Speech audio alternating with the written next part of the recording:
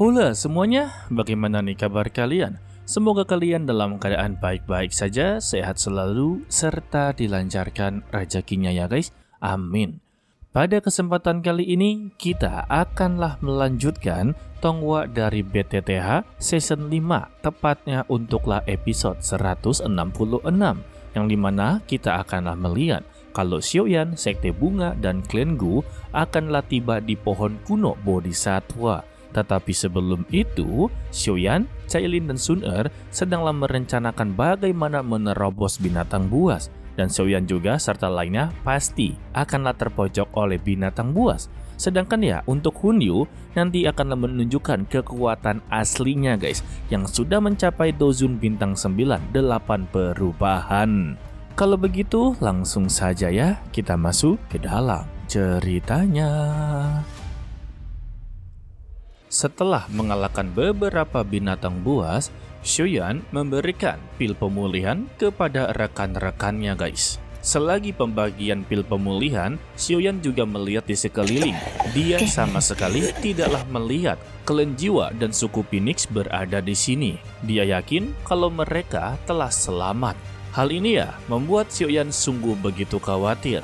Takutnya kalau kelompok dari klan jiwa dan suku Phoenix ini berhasil menemukan pohon kuno Bodhisattva. Sayangnya waktu istirahat mereka haruslah selesai karena mereka kedatangan binatang buas dalam jumlah yang begitu banyak. Melihat ini, mereka semua ketar-ketir dan Xiaoyan langsunglah memimpin untuklah mundur guys. Akan tetapi semuanya sia-sia saja.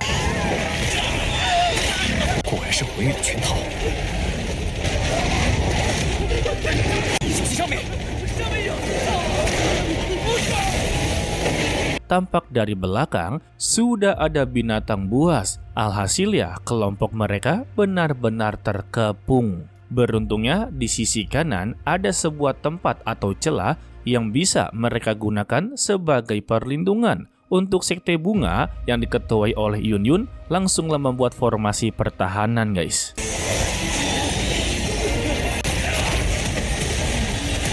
Sementara itu untuk klan jiwa dan suku Phoenix, mereka telah berada di sebuah terowongan. Namun mereka juga mendapati rintangan yang dimana terowongan ini memiliki dinding yang begitu sangatlah tebal dan mereka haruslah menghancurkannya satu persatu. Namun, bagi Hunyu ini sama sekali tidaklah masalah. Setidaknya ya, hanya mereka sajalah yang berada di sini.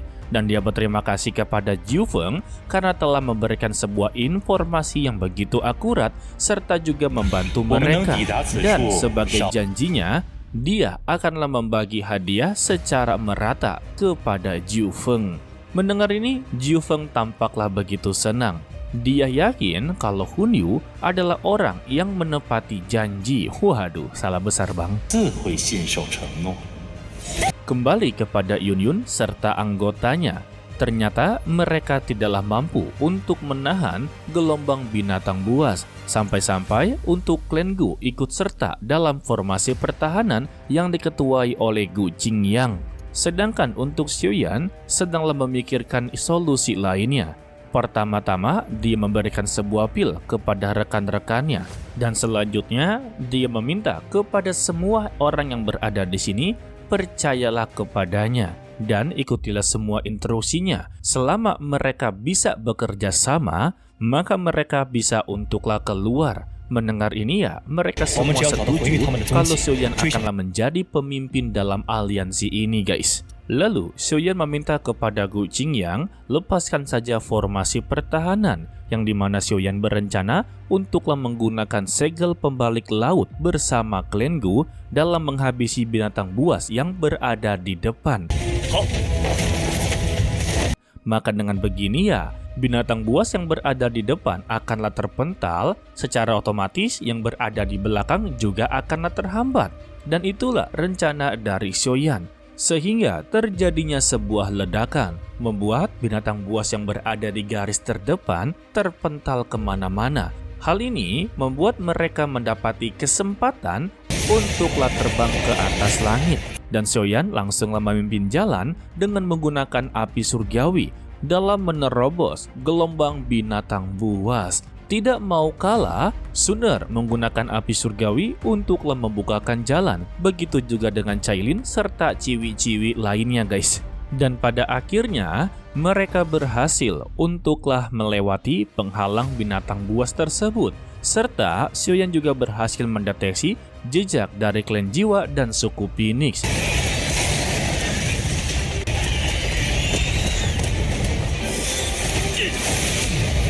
Dia meminta kepada rekan-rekannya bersiaplah dan ikuti dirinya. Dia langsunglah belok kanan dan melakukan pengeboran dalam sebuah dinding, layaknya seperti orang yang sedanglah membuat sebuah terowongan.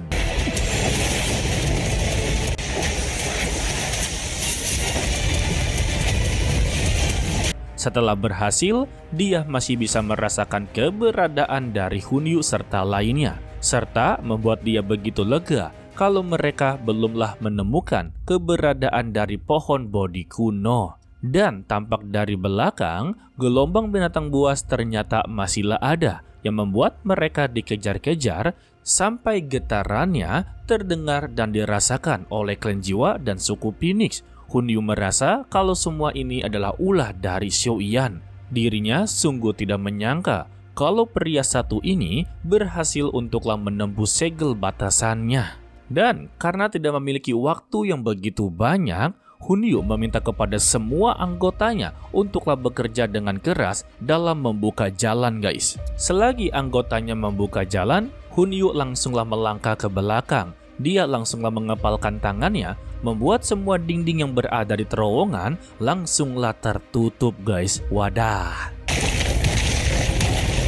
Setelah mereka pergi dari sana, aliansi Xiaoyan menyusul dari belakang. Gu Qingyang secara terang-terangan meninju dinding tersebut, tetapi sama sekali tidaklah berhasil. Dan Sun Er kembali memberitahu kalau mereka tidak memiliki waktu untuklah berpikir menghancurkan dinding tersebut, karena untuk gelombang binatang buas sedanglah berada di belakang. Tetapi Gu Qingyang sangatlah yakin kalau mereka bisalah melewati semua ini. Tetapi peringatan dari Sun Er sudahlah terjadi guys, kalau gelombang binatang buas telah berada di dekat mereka. Namun secara tiba-tiba, biji pohon Bodhi kuno keluar dari tubuhnya Xiaoyan dan mengeluarkan serangan yang begitu sangatlah brutal, membuat seluruh binatang buas langsunglah meninggoy. Maka dengan begini, aliansi Xiaoyan selamat dari kematian. Sementara itu, untuk Hunyu dan lainnya, mereka telah berhasil mencapai tempatnya pohon Bodhi kuno guys. Mereka semua yang melihatnya sungguhlah begitu takjub, layaknya seperti keberadaan yang maha agung. Padahal kalau dilihat dengan secara sekilas, ini hanyalah sebuah pohon saja, tetapi manfaatnya sangatlah diinginkan oleh seluruh para kultivator guys. Namun ya, setibanya di sana, mereka langsunglah dihadapkan dengan 3 penjaga pohon Bodhi kuno, sehingga mereka pun mendapati sebuah tekanan spiritual. Hunyu menyebut mereka bertiga sebagai boneka setengah dewa. Wow. Namun, ketika dia melihat dengan begitu jelas, dia baru menyadari kalau ini telah tercatat dalam buku-buku kuno klan jiwa miliknya. Kalau dulunya ada sang leluhur yang telah menghilang bersama pohon kuno. Jadi ya, yang berada di depannya bukanlah boneka, melainkan seorang kultivator yang kini telah dikendalikan oleh pohon kuno Bodhisattva. Sehingga Hunyu meminta izin kepada sang leluhur untuklah mengambil pohon kuno. Akan tetapi, Hunyu langsunglah merasakan keberadaan dari aliansinya Xiaoyan yang sudahlah berada di pohon Bodhi kuno juga, sehingga dia pun langsunglah menghadangnya. Dan inilah yang akan menjadi perdebatan antara kedua aliansi guys. Hunyu sungguhlah tidak menyangka kalau pria satu ini benar-benar begitu sangatlah beruntung. Waduh. Lalu Xiaoyan langsunglah melihat ke belakang. Di sana terdapat pohon Bodhi kuno serta 3 penjaga, dan dia mempertanyakan kepada Hunyu kalau dia tinggal selangkah lagi untuklah mendapatkan pohon Bodhi. Mengapa dia haruslah berhenti? Tetapi siapa sangka jawaban dari Hunyu seakan-akan inginlah bertarung dengan aliansinya Xiaoyan dengan berkata ya kalau tujuan mereka adalah satu, yaitu pohon Bodhi. Tentu saja ya, dia haruslah menunggu sampai semua orang tiba sebelum mereka mulai bersama-sama. Xiaoyan membalasnya, aku pikir kalau kamu tidak berani untuklah naik sendirian. Karena ada 3 penjaga yang tidaklah bisa dia hadapi. Dan balasan dari Hunyu yaitu dengan tertawaan, dengan memberitahu di antara 3 boneka penjaga ini, salah satunya berasal dari leluhur klan Jiwa. Jadi ya, dia tidak perlu takut untuklah semua ini. Karena dia yakin leluhurnya akanlah memberikan jalan serta memberikan perlindungan kepada dirinya.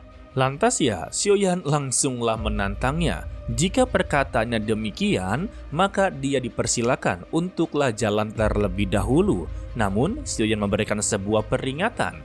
Tampaknya kalau leluhur dia tidak akanlah memberikan jalan. Justru dia terlihat begitu sangatlah waspada kepadanya.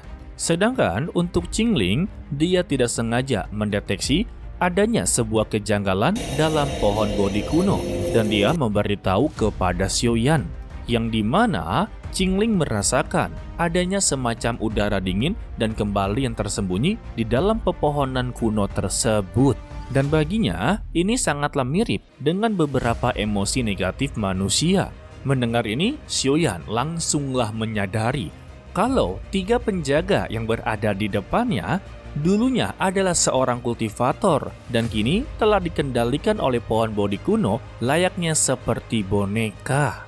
Dan jika mereka bertindak gegabah ataupun terburu-buru, sudah pasti ya 3 penjaga boneka ini akanlah menyerang mereka. Apalagi untuk ranah dari 3 penjaga boneka ini lebih di atas mereka semua.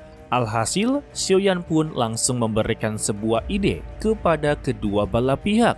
Dia memberitahu untuk 3 penjaga boneka ini sangat sulit untuklah dihadapi. Jadi ya lebih baik bergabung dan bekerja sama dalam mengalahkan ketiga penjaga tersebut. Hunyu yang mendengar ini langsunglah berpikir 2 kali. Memang untuk saat ini, dia tidak mengetahui status dari ketiga penjaga ini. Jika dia bertindak gegabah, maka dialah yang akan rugi sendiri. Alhasil, dia pun setuju dengan Xiaoyan. Tetapi ya, dia akanlah tetap waspada dan akanlah menyerangnya dalam waktu yang tepat. Waduh. Begitu juga dengan Zhu Feng. Dia terpaksa untuklah bergabung guys. 就交给我们吧。既然分配好了，那就动手。那我们天瑶皇族就对付这位半神。 Dan kita bersambung untuklah dilanjutkan part berikutnya, yaitu Sabtu minggu depan. Sudah pasti ya, untuk episode berikutnya akan sangatlah begitu epic. Mengapa Mimin bilang seperti itu? Dikarenakan ya, untuk 3 penjaga ini guys, atau 3 boneka yang mereka sebut, memiliki ranah yang cukuplah begitu tinggi. Mereka yang beramai-ramai saja sungguh begitu sangatlah kesulitan. Itu di novelnya ya. Untuk di Tonghua-nya kita masih belum tahu. Sebagaimana kita tahu, untuk BTTH dalam Tonghua-nya seringlah diubah-ubah guys. Oke lah, sepertinya cukup sampai di sini saja dulu untuklah video kali ini. Mimin ucapkan terima kasih kepada kalian yang telah menonton sampai akhir. Pesan dari Mimin, tetaplah menjadi orang yang baik walaupun itu sangatlah sulit. To be continue, sampai jumpa di video berikutnya. Bye-bye.